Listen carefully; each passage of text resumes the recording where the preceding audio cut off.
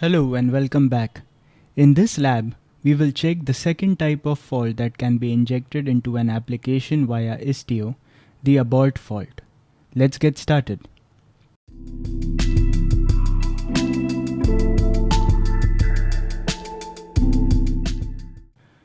Aborts are crash failures.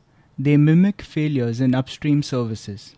Aborts usually manifest in the form of HTTP error codes or TCP connection failures. In the previous lab, we saw how to configure a delay fault. Configuring aborts is quite similar. Let's delete the existing virtual service for customers.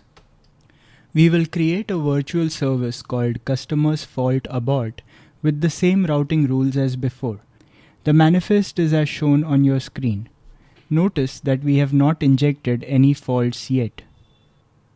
Let's create it. Let's test that the application works as expected and we're getting the response code as 200.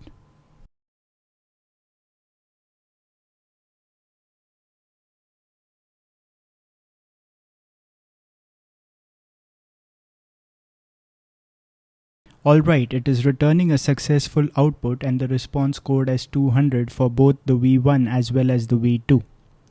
Now let's edit the customer's virtual service to abort all requests that contain a header with the name user and value as Adam.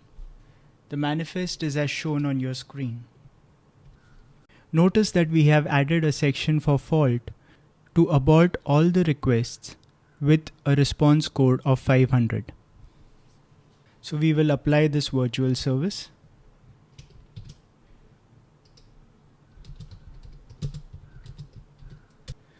Let's try to hit the API by passing the header user with value Adam and print the associated HTTP response code. As you can see, there is a failure. There is a stack trace displayed on the screen. You see that the error code is 500 with a status of internal server error and a message saying that it is a fault filter causing an abort.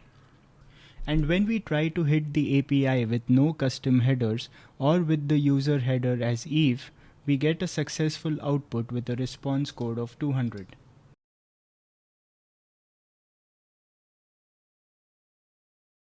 Let's launch the requests in a loop and we see that all requests with the user as Adam fail and the others pass.